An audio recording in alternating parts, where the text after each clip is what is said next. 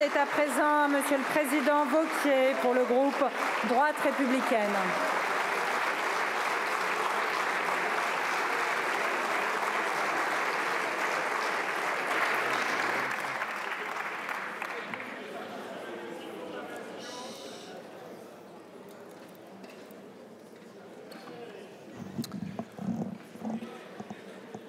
Madame la Présidente, Monsieur le Premier ministre, Mesdames et Messieurs les ministres, chers collègues, notre pays danse au-dessus du volcan. La France s'endette à des taux supérieurs à la Grèce. Ceux qui entreprennent ont de plus en plus de difficultés.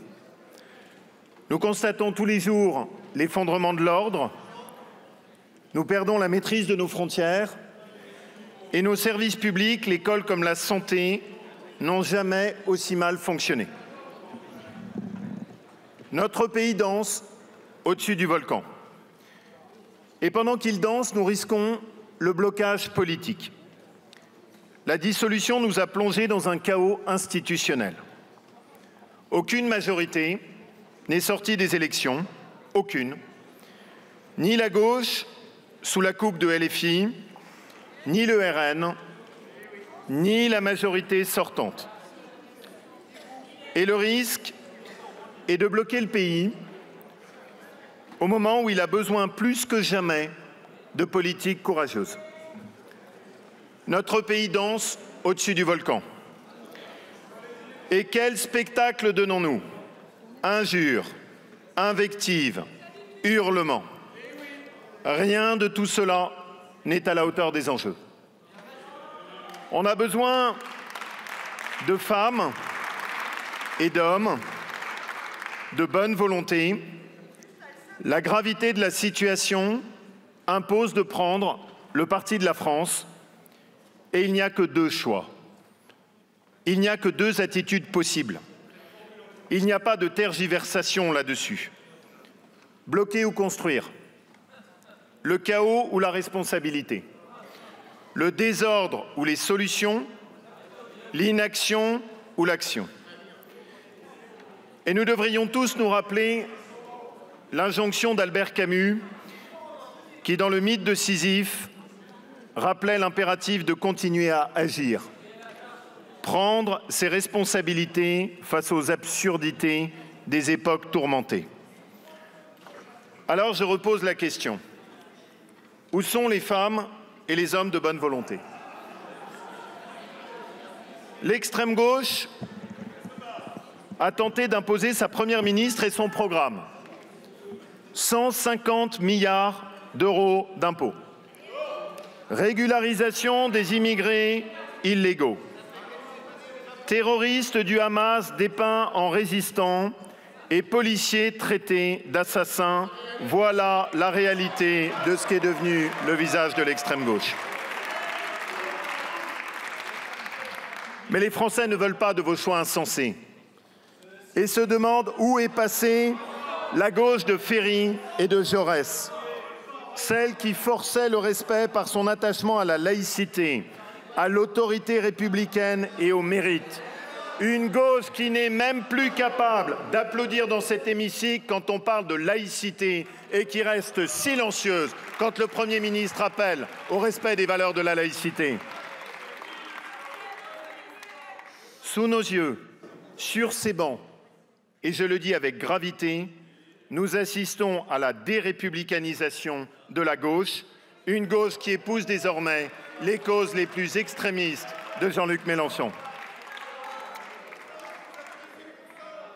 Alors oui, pour empêcher les semeurs de chaos d'abîmer notre pays, la droite républicaine s'est engagée pour que la France sorte de l'impasse. Nous avons pris nos responsabilités pour que la France ait un Premier ministre, alors qu'il eût été si confortable de rester de côté comme certains. Nous avons pris et nous prendrons nos responsabilités en vous soutenant, Monsieur le Premier ministre, pour mener la politique de changement dont notre pays a besoin.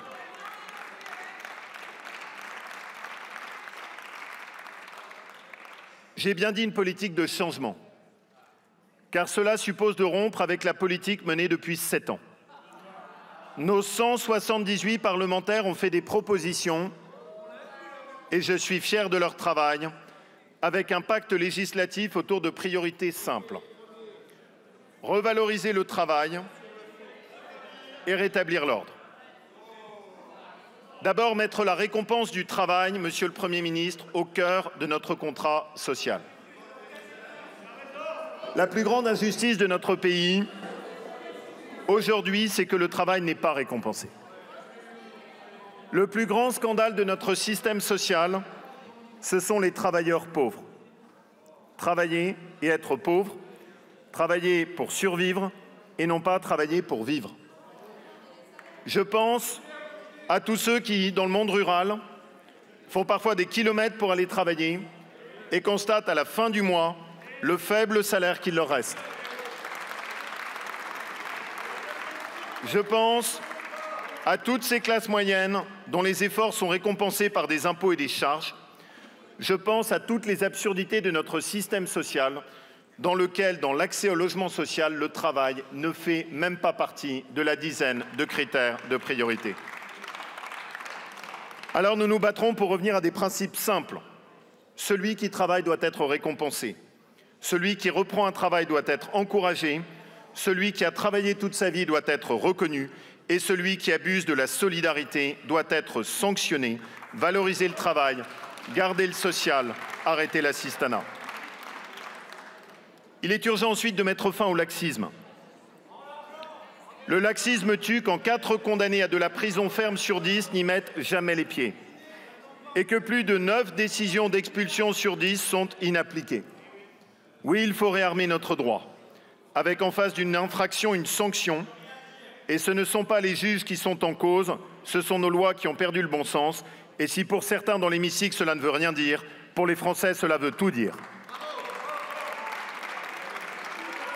Parce que cela fait trop longtemps que nous avons oublié que dans la justice, il y a la balance et il y a le glaive.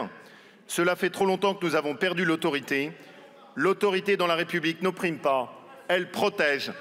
Et je le dis ici, le ministre de l'Intérieur aura la totalité de notre soutien. Nous avons un autre impératif. Produire davantage plutôt que de dépendre des importations polluantes. Ce que j'ai appelé le patriotisme environnemental. Les importations chinoises produisent et polluent plus que tous les ménages français. Et parce que notre économie est une des plus respectueuses de l'environnement, ce que nous avons de mieux à faire pour défendre la planète, c'est de défendre la fabrication française. Et c'est un message d'espérance pour notre jeunesse. Libérer.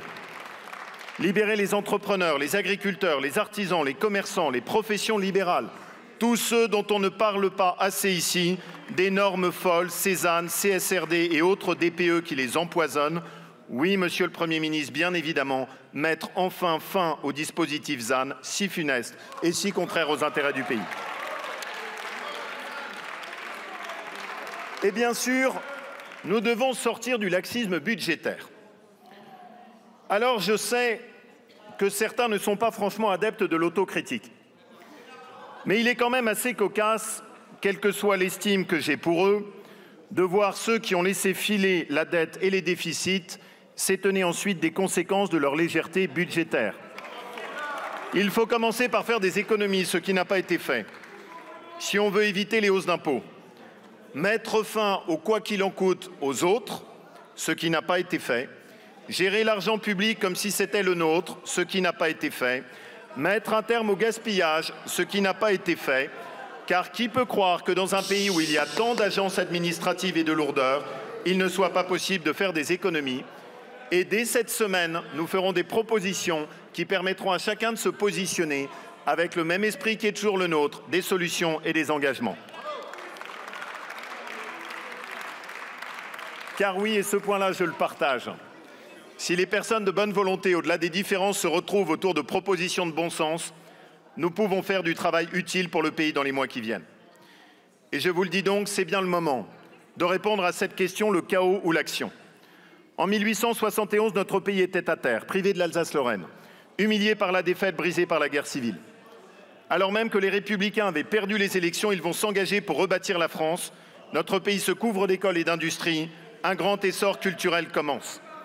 Ces républicains-là ont surmonté leurs différences pour bâtir la Troisième République et ils n'avaient pas trahi comme vous les valeurs de la République française. Dans notre histoire, il y a toujours eu cet espoir. Il faut être les républicains d'aujourd'hui dans un pays qui en a tant besoin. Faire œuvre utile avec courage et détermination, c'est ce à quoi nous allons nous atteler autour de Michel Barnier pour mener cette politique de changement. Je vous remercie. Merci beaucoup, Monsieur le Président.